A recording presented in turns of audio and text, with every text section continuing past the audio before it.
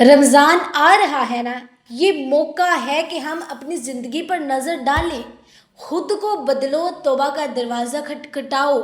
جو گناہ ہم کر رہے ہیں، کیا ہم رمضان کے آنے سے پہلے انہیں چھوڑنے کے لیے تیار ہیں؟ کیا ہم اللہ سبحانہ تعالیٰ سے سچی معافی مانگ چکے ہیں؟ اگر نہیں مانگی تو ابھی سے مانگ لیں۔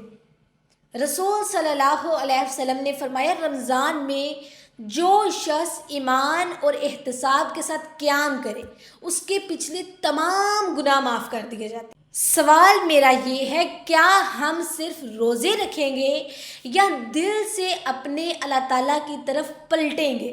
کیونکہ رمضان کا اصل مقصد تو دل کو بدلنا ہے، اپنی زندگیوں کو ایک نئی ڈائریکشن میں ڈالنے کا وقت ہے۔ ٹیمپریری یہ ایک نماز کی پابندی کریں۔ اگر آج ہم نماز میں سستی کر رہے ہیں تو کیا فائدہ؟ قرآن سے جڑیں، رمضان قرآن کا مہینہ ہے، کیا ہم روز تلاوت کریں گے؟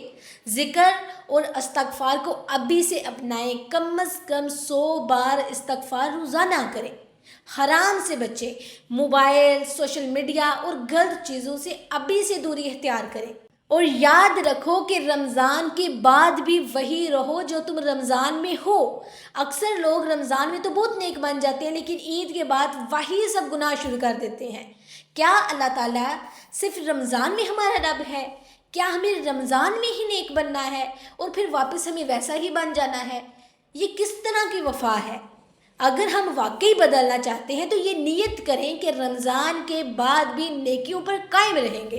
اللہ تعالیٰ فرماتے ہیں، بے شک اللہ کسی قوم کو اس وقت تک نہیں بدلتا جب تک وہ خود کو نہ بدلے۔